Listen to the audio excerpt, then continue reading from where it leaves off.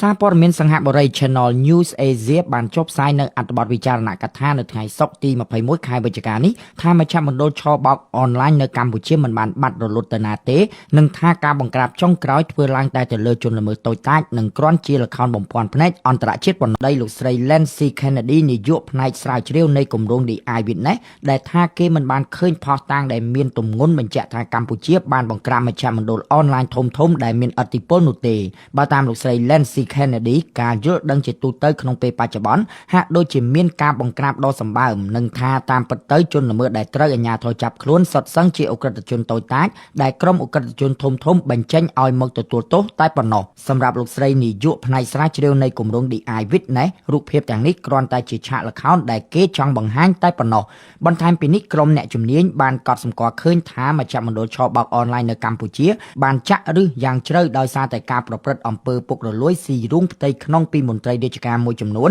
និងការរួមសហការពីអិសរាជជនធំៗដែលមានអំណាចសារព័ត៌មាន CNA ដដែលបានដកស្រង់សម្ដីក្រុមអ្នកជំនាញទៀតថាមជ្ឈមណ្ឌលឆបោកអនឡាញនៅកម្ពុជាបានចិញ្ចឹមសេដ្ឋកិច្ចប្រទេសមួយនេះយ៉ាងសម្បើមពោលក្នុងរង្វង់ទឹកប្រាក់ចន្លោះពី 12,000 លានទៅ 19,000 លានដុល្លារនេះបើតាមរបាយការណ៍មួយចេញផ្សាយដោយវិទ្យាស្ថានសន្តិភាពនៅទីក្រុង Washington កាលពីអំឡុងខែឧសភាឆ្នាំ2024